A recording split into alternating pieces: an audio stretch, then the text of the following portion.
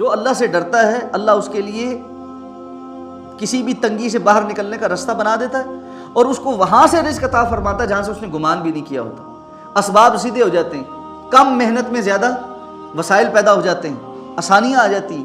اور اس کے مقابل انسان جو ہے جب اللہ رب العزت کی نافرمانی میں جاتا ہے تو معاشی حالات ہی ٹھیک نہیں ہو رہے. اور موجودہ ہماری حالات دیکھیں. کسی نے بڑی اہم بات لکھی ہوئی تھی کہ عقیدے میں شرک اکبر کا ارتکاب کرنے والی قوم, من حیث القوم عمومی کثرت کی بات کریں, شرک اکبر کا ارتکاب کرنے والی قوم, اعمال میں ساری بدعات کا ارتکاب کرنے والی قوم, معاملات میں جھوٹ دھوکہ دہی اور سودی لین دین کرنے والی قوم کو اللہ رب العزت سے برکتوں کی امید ہے. کیسے ہو سکتا؟ ہمارے معاشی حالات کیسے ٹھیک ہو سکتے ہیں؟ ہمارے احوال کیسے ٹھیک ہو سکتے ہیں؟ ہم کسی ایک لیول پر کسی ایک ڈائمنشن میں ٹھیک ہیں اللہ کے ساتھ.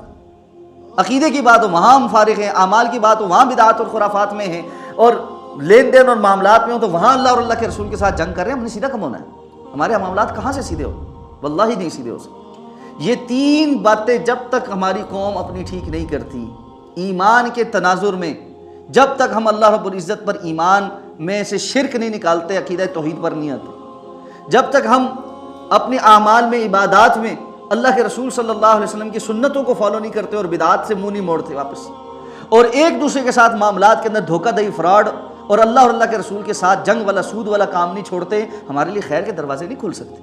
بڑے بڑے دانشور بیٹھے ہوئے ہیں باتیں کر رہے ہیں, جی معاشی اصلاحات ایسی ہونی چاہیے, فلاں ہونا چاہیے, یہ ہونا چاہیے, ہونا چاہیے. کہیں کوئی بندہ یہ بات کرنے والا نہیں ہے, اور اگر کوئی کرنے والا ہے اس کی بات کو سارے ہنس کر ٹال دیتے اور یہ مولویوں والی باتیں کرتے ہیں. ان کو یہ اندازہ ہی نہیں ہے کلوا واشربوا من رزق اللہ, یہ رزق اللہ کا عطا کرتا ہے, رزق کے دروازے اللہ کھولتا ہے. ان اللہ هو الرزاق ذو القوة المتین, یہ اللہ ہے جو رزاق ہے, بڑی قوتوں والا, بڑا متانت والا ہے. اور اللہ رب العزت نے یہ وعدہ کر رکھا ہے کہ میں تمہیں تمہارا رزق دوں گا, تو اللہ ہی ہے جو رزق دیتا ہے.